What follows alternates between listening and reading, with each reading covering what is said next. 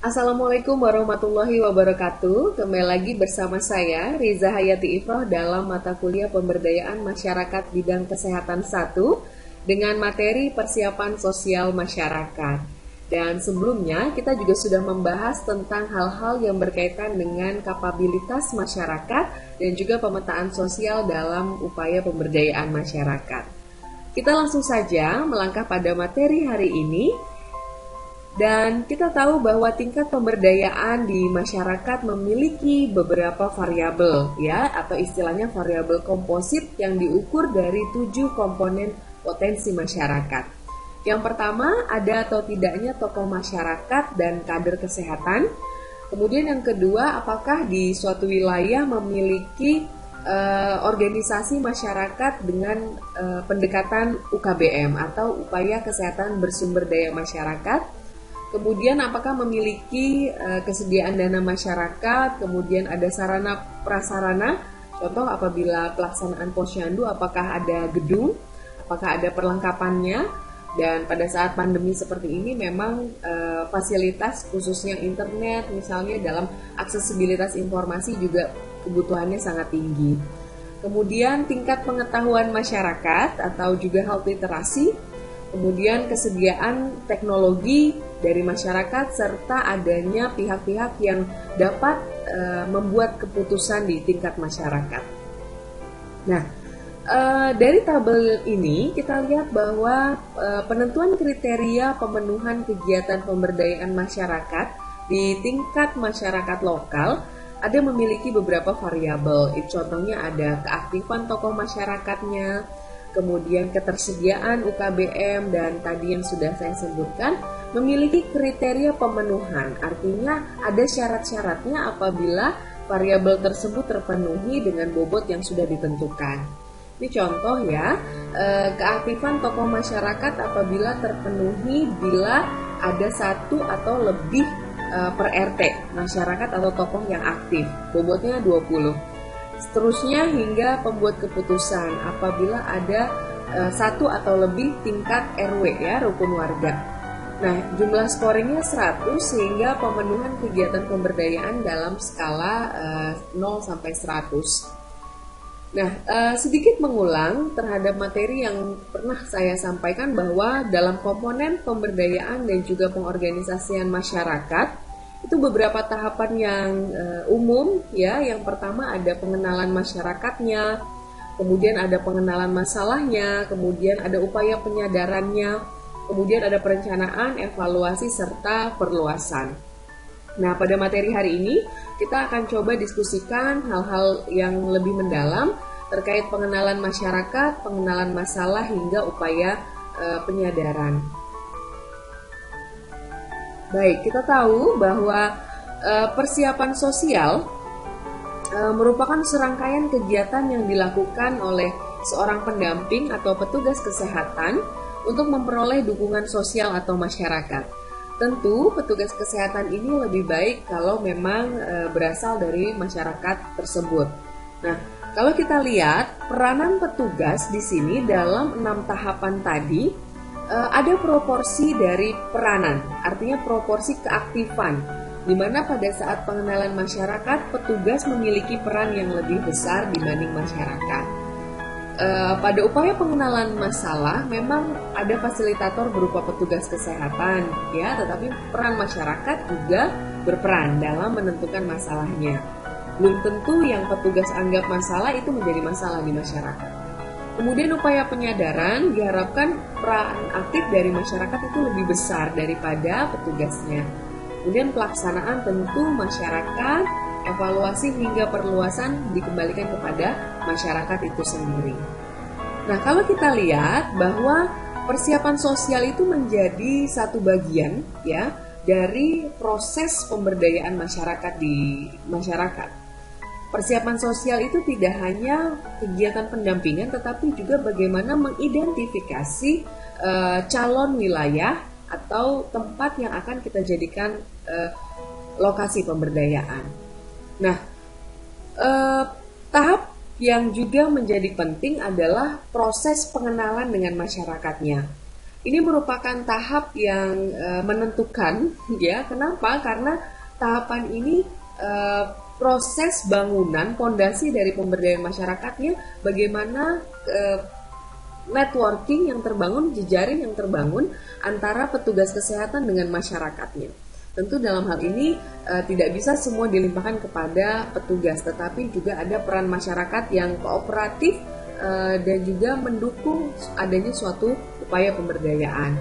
Nah, di dalam pengenalan masyarakat ada beberapa tahapan. Ada tahapan secara informal, ya, kemudian menemukan jaring, ya, secara informal dari komunikasi interpersonal antar masyarakat dengan petugas kesehatan. Nah, jalur formal merupakan secara teknis, administratif, dan birokratif terhadap suatu wilayah yang akan dijadikan daerah binaan. Jadi tidak hanya secara informal tapi juga perlu secara formal. Ya, informal leader, kemudian surat permintaan daerah binaan apabila memang model B yang diterapkan, ada outsider yang berperan sehingga perlu ada peta kegiatan yang jelas. Kemudian pendekatan dengan tokoh masyarakat serta mengenali karakteristik sosial budaya masyarakat setempat. Pasti akan berbeda apabila suatu masyarakat suku tertentu, kemudian outsidernya juga tidak berasal dari suku tersebut, sehingga pasti akan ada barrier atau hambatan dari komunikasi yang terbangun. Social interaction-nya juga akan terjadi perbedaan, sehingga apakah butuh penerjemah, misalnya penerjemah lokal atau seperti apa, kita harus lihat lagi dari proses pengenalan masyarakat. Nah, tahap yang selanjutnya setelah mengenali masyarakat tentu membutuhkan waktu, ya, tidak serta-merta datang kemudian langsung berkenalan, langsung melakukan aktivitas binaan, tetapi perlu ada waktu, ya, waktu untuk mengenali pendekatan dengan para masyarakat. Setelah berkenalan dengan masyarakat, yang penting adalah pengenalan masalahnya. Jadi ini sedikit mengulang bahwa mengenali kebutuhan permasalahan berbasis survei, ya, berbasis pada ruang lingkup masalah kesehatan yang dianggap oleh petugas kesehatan dan juga masyarakat itu penting. Nah, kita perlu instrumen, ya. Instrumennya ya menggunakan instrumen analisa situasi. Pentingnya analisa masalah adalah mendapatkan gambaran awal, kemudian mengetahui pola masalah, ya, apakah terjadi secara terus-menerus, apakah selalu berulang, ataukah hanya sekali waktu, itu juga akan menjadi gambaran masalah. Misalnya masalah jamban, ya, BABS atau buang air besar sembarangan, itu terjadi secara terus-menerus, berlangsung lama, walaupun fasilitas sudah tersedia, maka permasalahannya bukan lagi tentang fasilitas sarana prasarana, tetapi berkaitan dengan kesadaran, awareness, motivasi untuk berperilaku yang baik. Nah, kemudian potensinya juga penting. Jadi pertemuan sebelumnya kita membahas tentang social mapping, di mana ada penelaahan terhadap potensi dan kendala di masyarakat. Nah, tentu ada lembar kerja, ya, yang menjadi bagian dari analisa situasi. Jadi ini contoh instrumen yang pernah kita diskusikan. Jadi ya tetap berbasis perilaku. Kemudian bagaimana program yang sebelumnya, apakah sudah ada atau belum. Kemudian mitranya sudah pernah ada yang bekerja sama, saluran kegiatan, dan bagaimana perubahan perilaku, keterampilan, dan juga persepsi di masyarakat. Nah, tahap selanjutnya yang juga menjadi penting, semua penting, ya, tetapi di sini adalah pokok diskusi dan juga menyadarkan masyarakat bahwa yang menurut petugas kesehatan itu penting, itu juga penting buat masyarakat. Malah jangan sampai masalah yang tidak penting itu menjadi penting menurut masyarakat, tidak penting menurut petugas. Itu perlu ada jembatan, ya, jembatan komunikasi. Sehingga secara sadar, penyadaran ini mereka mau untuk ikut berpartisipasi dalam kegiatan penanggulangan masalah kesehatan. Jangan sampai contoh masalah pandemi ini hanya penting petugas saja, tapi masyarakat tidak menganggap COVID-19 itu penting dengan adanya COVID, ya. Kemudian dengan ada stigma, kemudian dengan ada underestimate terhadap upaya penanggulangan pemerintah. Nah, itu menjadi masalah. Sehingga proses penyadaran ini memiliki beberapa teknik ya. Ada CAP, LFA, kemudian RRA, PRA, dan yang paling umum yang digunakan adalah fokus grup diskusi ya, diskusi atau brainstorming juga. Jadi FGD nanti kalian akan bertemu pada pertemuan ke-14 atau selanjutnya. Nah, dalam proses penyadaran ada juga istilahnya adalah kajian-kajian formatif. Kajian formatif ini merupakan pengumpulan informasi dari kelompok sasaran untuk memperoleh pemahaman mengenai masalah yang akan kita bina, masalah yang akan kita hadapi. Baik itu pola pandangnya, baik itu upaya-upaya yang menjadi saran dan masukan dari masyarakat. Itu kita lakukan kajian formatif. Jadi kita menelaah kajian formatif dari isu yang akan kita bahas di masyarakat. Nah, tujuan kajian formatif adalah mendefinisikan kembali permasalahan kesehatan dari sudut pandang kelompok sasaran. Boleh secara kelompok kecil, kelompok besar, individu, memungkinkan, tetapi memang kita harus jelas dalam menentukan audiens atau responden kita. Apakah memang betul-betul bisa mewakili masyarakat secara keseluruhan? Apakah mereka termasuk orang-orang yang memiliki peranan signifikan dalam keputusan di wilayahnya, yaitu kita menentukan audience segmentation-nya. Nah, teknik kajian formatif ya, dalam upaya penyadaran ini ada wawancara individu mendalam, kemudian FGD tadi ya, brainstorming, kemudian ada juga riwayat lisan. Nah, riwayat lisan ini memang sepertinya jarang, karena kenapa? Karena kita harus menelaah historis ya, pengalaman dari orang yang misalnya pernah mengalami masalah kesehatan tertentu di wilayah tersebut. Nah, riwayat lisan atau oral history merupakan upaya memperoleh informasi pada responden yang pernah mengalami peristiwa dalam topik kajian. Jadi kalau kita membahas isu permasalahannya adalah tentang aborsi remaja atau hal-hal yang sensitif lainnya, maka riwayat lisan ini penting untuk pendekatan dengan pihak-pihak yang pernah berdekatan dengan permasalahan tersebut. Kemudian sifatnya pribadi dan tidak dibuat-buat, tetapi penting dalam riwayat lisan, wawancara, FGD ya, etika-etika dalam bertanya ya. Misalnya perlu berkenalan, kemudian apakah informan kita atau responden kita setuju untuk kita gali informasi untuk proses penyadaran tadi, kemudian menjaga kerahasiaan, anonimitas ya, kemudian memastikan keikutsertaan itu tidak menempatkan mereka dalam posisi-posisi bahaya. Oke, kemudian ada juga dalam proses FGD, kadang kita juga akan membuat suatu prioritas ya. Jadi dalam proses lentingan-lentingan isu yang dibahas dalam FGD, biasanya akan memunculkan suatu solusi alternatif. Sehingga kita perlu bantuan teknik free listing dan juga metric ranking. Biasanya teknik ini dikombinasikan untuk kajian cepat partisipatif, jadi menggunakan kertas, kemudian mereka menuliskan dan mengurutkan yang mana yang menjadi prioritas solusi atau prioritas masalah. Peranan petugas yang lain yaitu extension worker, artinya mereka petugas kesehatan dalam hal ini membantu masyarakat untuk juga mencari jalan keluar, kemudian sebagai enabler ya, memunculkan, mengarahkan keresahan, kemudian bisa juga menjadi ahli.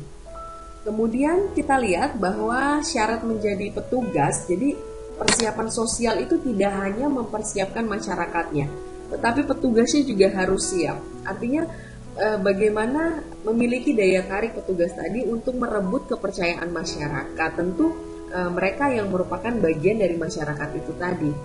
Kemudian mengetahui potensi SDA, SDM, kemudian dinas serta tenaga ahli. Kemudian memiliki komunikasi yang baik. Kalau misalnya sudah memiliki tingkat komunikasi tidak baik, sebaiknya jangan dijadikan sebagai komunikator antara masyarakat dengan petugas kesehatan. Kemudian keterampilan yang bisa mengajarkan, mendorong masyarakat untuk berubah, mendorong untuk masyarakat untuk mau bergerak dan berpartisipasi. Nah, tingkatan partisipasi masyarakat sendiri itu juga ada beberapa jenis. Jadi ada yang satu level ya, satu arah ya, memberikan informasi, konsultasi, hingga memberi dukungan pengambilan keputusan bersama. Kalau kita lihat yang mana yang tingkat partisipasinya paling tinggi? Oke, pengambilan keputusan bersama, kemudian bertindak bersama, ya, memberi dukungan. Oke. Jadi memang yang mana yang dilakukan secara bersama-sama itu tingkat partisipasinya yang sangat tinggi. Oke. Nah, kadang masalah dalam perencanaan kegiatan itu bisa kegiatan yang akan kita bina masyarakat itu, proses pemberdayaannya terkadang terbentur adanya budaya ya, nilai tradisional, tunggu yang tua, kemudian individualisme, tidak ada perhatian, kemudian juga tahyul kepercayaan yang dikait-kaitkan itu juga kadang menjadi hambatan. Kemudian juga ekonomi ya, menganggap kegiatan yang dilakukan itu tidak bermanfaat, kemudian bisa memakan waktu yang akan kita lakukan sehari-hari, itu bisa menguras energi waktu kita, sehingga itu menjadi permasalahan juga. Kemudian kepemimpinan organisasi, orientasi ya, pola teladan kepemimpinannya apakah sudah bisa dianut oleh masyarakat sekitar, apakah bisa jadi panutan ya, atau malah masyarakatnya menganggap bahwa ketua RT atau kepala desanya malah mengambil untung. Nah, itu akan menjadi penghambat. Dan juga politis, kemudian masalah-masalah campur tangan politikus ya, apalagi pada masa-masa mendekati pilkada contohnya, itu akan banyak sekali intervensi dan juga kepentingan-kepentingan politik yang menghambat upaya pemberdayaan atau malah membuat konflik semakin tinggi di masyarakat. Baik, demikian sedikit materi yang saya paparkan mengenai materi hari ini, yaitu persiapan sosial. Selanjutnya kita bisa diskusikan melalui laman MOLS. Terima kasih. Wabillahi taufiq wal hidayah. Wassalamualaikum warahmatullahi wabarakatuh.